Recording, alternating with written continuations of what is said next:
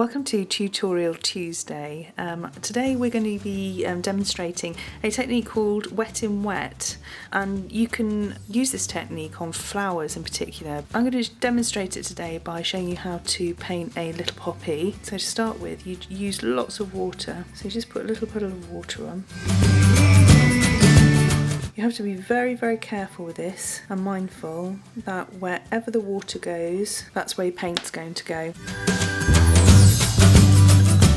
So you're just injecting a small amount of colour into that bubble of water. And the key thing is not to play about with it too much, just let it do its own thing. You can actually move the paper around a little bit so that the pigment goes where you want it to go.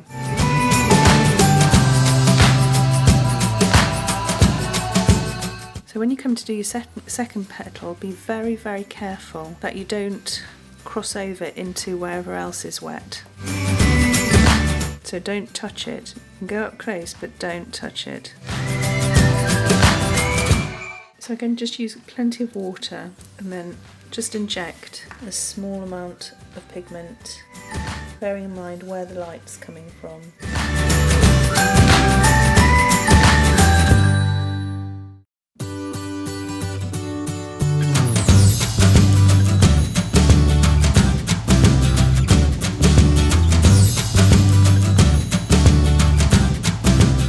Okay, so this can be a really slow process because you're going to need to let those completely dry before you go back into them again. So you may want to do several all over your page, or you may just want to do one or two, but you will need some stems.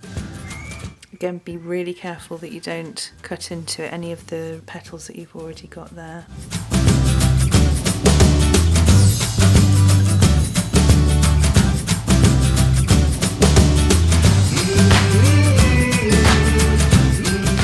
These are dry, these are still slightly damp, so we're just going to go ahead and try and do this anyway.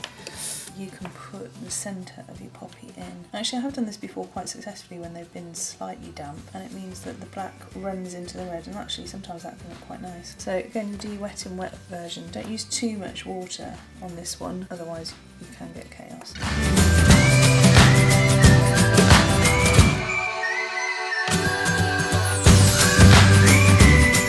Okay, so that's how to do a poppy in wet in wet. Thank you.